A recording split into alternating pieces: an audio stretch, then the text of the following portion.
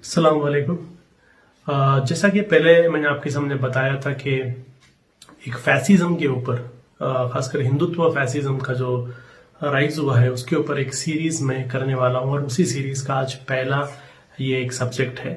पूरे सीरीज में आपके सामने जो है ये फैसिज्म क्या है, इंडिया में कैसे आया और अलग अलग स्टेजेस में किस तरीके से इसे ताकत मिलती गई, आज ये लोग किस तरीके से हुकूमत को कब्जा किए हैं और इनका मकसद क्या है और किस तरीके से लोग काम कर रहे हैं, ये अलग अलग क्लासेस में मैं ये बात बताऊंगा। तो ये सीरीज थोड़ी लंबी चलेगी। आज मैं जो है आपके सामने इस सीरीज का पहला चैप्टर रखूंगा जो है फैसिज्म। ये अल्फाज आप लोग बहुत बार अलग अलग स्पीचों में, अलग अलग क्लासेस में हर जगह सुने होंगे, फैसिज्म, हिंदुत्व फैसिज्म। तो क्या है ये फैसिज्म? बहुत सारे जो हमारे स्कूल जाने वाले बच्चे हैं जो 9th-10th में हैं, वो लोगों के सामने जब भी अभी फैसिज्म कहते हैं उनके सामने इटली आ जाता है कि वो समझते हैं कि फैसिज्म मतलब इटली में जो था वो फैसिज्म है। तो मैं आपके सामने ये फैसिज्म क्या है पहले रखूंगा आज की क्लास में, उसके बाद अगले क्लासेस में आपके सामने मैं ये फैसिज्म का और हिंदुत्व फैसिज्म का लिंक हम लोग देखेंगे। तो फैसिज्म जो बेसिकली जो है ये एक आइडियोलॉजी है, एक बहुत ही गैर इंसानी एक आइडियोलॉजी है जो जुल्म के बुनियाद पर बनी हुई एक आइडियोलॉजी है, जो जुल्म को बुरा नहीं मानती, जिसके हिसाब में जुल्म करना या किसी को तकलीफ देना या किसी को खत्म करना या पूरी की पूरी कम्युनिटी और पूरी की पूरी सिविलाइजेशन को भी खत्म करना इनके लिए बुरा नहीं है। ये एक फैसिस्ट आइडियोलॉजी है। ये फैसिज्म जो अल्फाज है, इस बेसिकली अल्फाज एक वर्ड लैटिन वर्ड फेसिस से आया था, जिसका मतलब होता है कि ये अलग अलग लकड़ियों का एक बंडल और उसके ऊपर जो है एक एक्स होता है, कुल्हाड़ी होता है, जो ये अलग अलग लकड़ियों का एक बंडल और उसके ऊपर एक एक्स, यानी पब्लिक, ये जो स्टिक्स होते हैं वो पब्लिक, उसका माना पब्लिक होता है, उसके ऊपर एक्स जो होता है वो लीडर होता है। यानी ये सारे लकड़ियों को जोड़ के और उनके ऊपर एक लीडर को बैठा दो और सब लोग उस लीडर के तहत रहना है। तो ये फैसिज्म फेसिस है और फेसिस से फैसिज्म आया। फैसिज्म जो है ये बेसिकली एक रेशियल सुप्रीमेसी को मानता है। रेशियल सुप्रीमेसी का मतलब होता है कि फैसिज्म का कहना है कि फला एक रेस ही सबसे ज्यादा सुपीरियर है, वो पैदा ही सुपीरियर हुई है, सबसे ज्यादा बेहतर वही है, उनसे बेहतर और कोई नहीं है। और वो सबसे बेहतर होने के वजह से हुकूमत, फैसिलिटीज, रिसोर्सेस सब बाय बर्थ उनका है। बाय बर्थ इन सारे चीजों पर उनका एक हुकूमत होना चाहिए, ये फैसिज्म कहता है, यानी एक नेचुरल सुप्रीमेसी।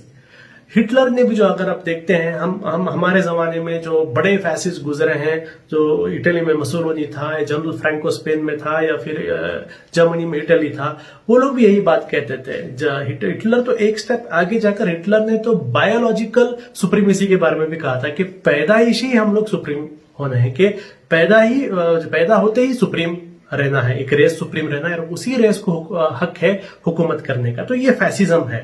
फैसिज्म जो है ये किसी के भी दूसरों के हक को नहीं मानता, सिर्फ सबसे सुप्रीम रेस के हक को ही मानता है। इसकी कैरेक्टरिस्टिक्स है। आपको कैसा पता चलेगा कि फला एक तहरीक फैसिस्ट है? उसमें सबसे पहले, जैसे मैंने बताया, सबसे पहला है कि एक रेस, मास्टर रेस, सबसे सुप्रीम वो है, हुकूमत का खूनी है, उनके तरफ से कुछ भी गलत नहीं हो सकता। अपनी हुकूमत को बरकरार रखने के लिए वो क्या चाहिए वो कर सकते हैं, वो ठीक है। जैसे हिटलर ने कहा सबसे ऊंची रेस जो है आर्यन रेस है, यानी जर्मन रेस है। मुसोलिनी ने कहा कि हुकूमत करने का सबसे हक सिर्फ रोम्स को है, क्योंकि रोमन एम्पायर दुनिया पर हुकूमत किया करता था, तो रोमन सबसे ऊपर है। तो इस तरीके से दुनिया के अलग अलग मुल्कों में हमने ऐसे फैसिस्ट देखे जो अपने रेस को समझते थे कि हम सबसे बेहतरीन रेस है और हमें हुकूमत करने का हक है, हम पैदा ही हुए उस चीज के लिए। तीसरी चीज जो है, ये किसी भी डेमोक्रेसी या दूसरों को हुकूमत मिलना, दूसरों को हक मिलना, इस चीज को मानते ही नहीं। दूसरों का हक इनके सामने कुछ भी मतलब नहीं रखता।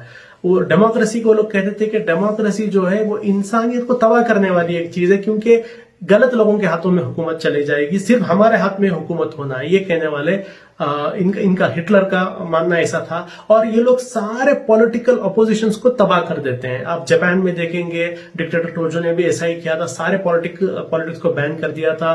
मुसोलिनी ने भी ऐसा किया था, हिटलर ने भी ऐसा किया था, यानी कंप्लीट सिंगल डिक्टेटरशिप। ये जो कहते हैं वही ठीक है, दूसरा हर चीज गलत। तो ये एक कैरेक्टरिस्टिक्स है। और एक कैरेक्टरिस्टिक्स इनका ये होता है कि पूरा कंट्रोल इनके पास होना है, सारे इंस्टीट्यूशंस। यानी कोई भी इंस्टीट्यूशन, देखो हर एक मुल्क के अंदर थोड़े इंस्टीट्यूशंस होते हैं, चाहे सुप्रीम कोर्ट हो या फिर हमारे मुल्क में देखेंगे सुप्रीम कोर्ट हो, इलेक्शन कमीशन हो, एनआईए, ईडी, अलग अलग इंस्टीट्यूशंस हैं। ये सारे इंस्टीट्यूशंस इनके कंट्रोल में रहना है, ये फैसिज्म का मानना है। फैसिज्म जहां जहां आया है उन्होंने सारे इंस्टीट्यूशंस को अपने कब्जे में रखा है।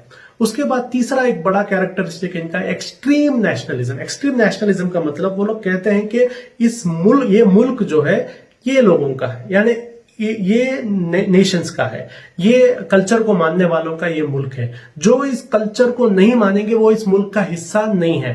हिटलर ने भी वैसा ही कहा था कि जर्मनी सिर्फ जर्मन्स की है, पैदाइशी जर्मन्स की है। मसूलुनी ने भी वैसा ही कहा था। अलग अलग जो फैसिस्ट आते हैं वो सिर्फ एक ग्रुप को, यानी एक्सट्रीम नेशनल आइडेंटिटी के हम इस मुल्क के हैं, ये मुल्क हमारा है, ये मुल्क और किसी का भी नहीं है, हमारा मुल्क है और हम ही उस पर हुकूमत करेंगे, ये एक्सट्रीम नेशनलिज्म इनका होता है।